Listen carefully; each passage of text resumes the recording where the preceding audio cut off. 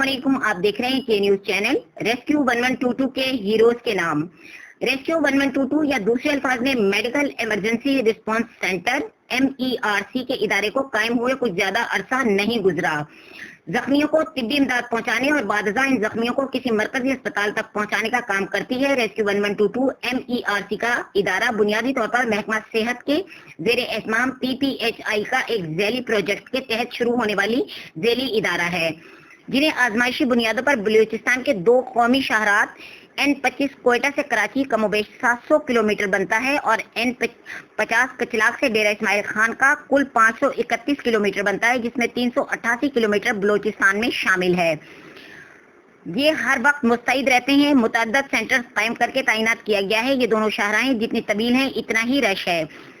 سینکڑوں ٹریفک حادثات کے 700 کے قریب زخمیوں کو ابتدائی طبی امداد پہنچا کر ان کی جان بچانے میں اپنی خدمات انجام دیے۔ دونوں قومی شاہراہوں پر قائم میڈیکل ایمرجنسی رسپانس سینٹر میں تربیت یافتہ اسٹاف تعینات ہیں، جن میں میڈیکل آفیسر، ٹیکنیشین، تربیت یافتہ ڈرائیورز اور ابتدائی امداد پہنچانے کی تمام جدید طبی آلات سے لیس جدید ایمبولینسز ہمہ وقت موجود رہتی ہیں اور عملہ رضاکار کسی بھی ممکنہ صورتحال سے نمٹنے کے لیے 24 گھنٹے ہمتن متحرک رہتا ہے۔ عید الفطر کے دوران ہم سب اپنے خاندان، دوستوں، عزیزوں اور رشتہ داروں کے ساتھ خوشیاں منانے میں مصروف رہے، مگر rescue 1122 medical emergency response centre سے منسلک یہ رضاکار انسانی جانوں کو بچانے کے لیے ایک اپنی ڈیوٹی پر موجود رہے، بلکہ عید کے تینوں دن درجن بھر حادثات کے درجنوں زخمیوں کو ابتدائی طبی امداد پہنچا کر انسانیت کی خدمت کی۔